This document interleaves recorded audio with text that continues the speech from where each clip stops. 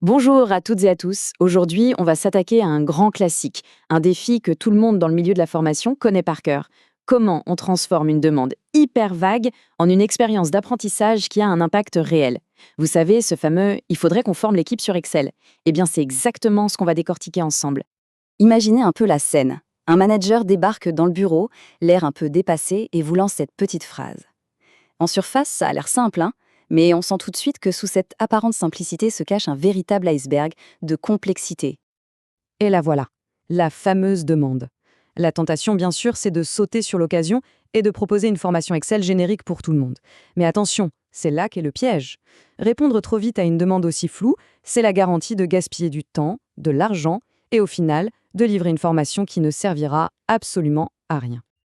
Le vrai problème de fond, c'est que se lancer dans la conception sans prendre le temps d'analyser, c'est un peu comme naviguer en plein brouillard. On se base sur des suppositions, des on-dit, et ça, c'est vraiment la recette parfaite pour un projet qui va passer complètement à côté des véritables enjeux. Alors, voici notre programme. On va d'abord bien cerner le problème, ensuite on va construire la solution avec un plan d'analyse en 5 points, on verra comment ça marche avec un exemple super concret, et on terminera sur la façon dont cette méthode peut nous transformer en véritable partenaire stratégique. C'est parti! Bon, maintenant qu'on a posé le problème, parlons solution. L'étape mais alors la plus cruciale de tout projet pédagogique, ce n'est ni le design, ni même le contenu. C'est l'analyse. C'est vraiment là qu'on pose les fondations. Tout se joue ici.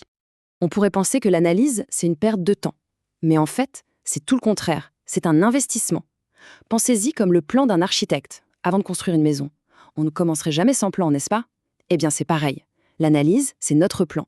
C'est ce qui garantit que la formation sera solide, pertinente et qu'elle aura un vrai impact.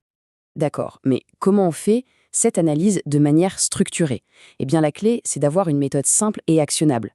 On va s'organiser autour de 5 piliers, 5 grandes questions, pour transformer ce brouillard de départ en un projet de formation limpide. Voici donc nos 5 domaines d'exploration.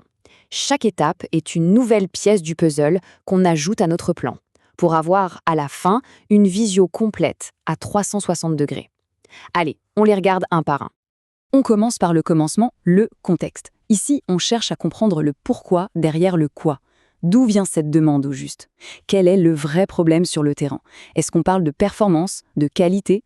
En posant ces questions, on ancre la formation dans la réalité de l'entreprise, et ça, c'est fondamental. Deuxième point, les éléments plus formels de la demande. Est-ce que c'est une simple discussion à la machine à café ou est-ce qu'on a un cahier des charges? Qui paye?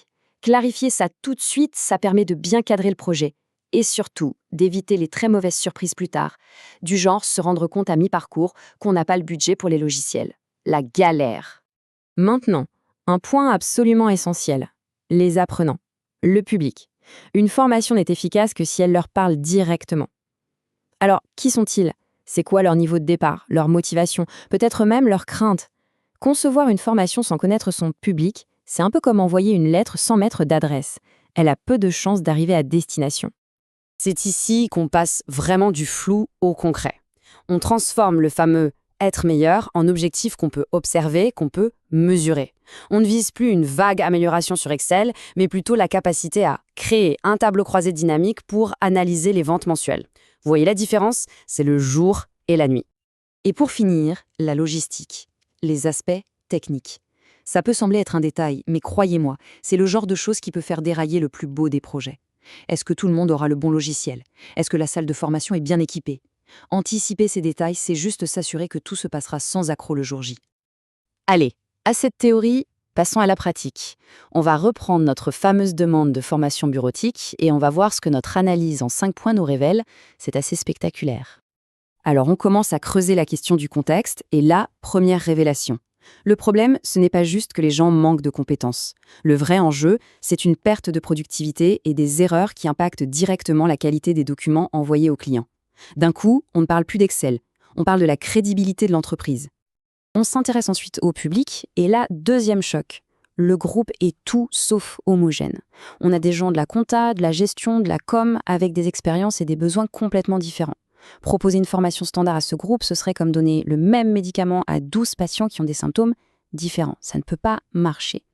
12 personnes, certaines ont 2 ans d'expérience, d'autres 15. Leurs besoins ne sont clairement pas les mêmes. Et c'est justement là toute la puissance de cette analyse.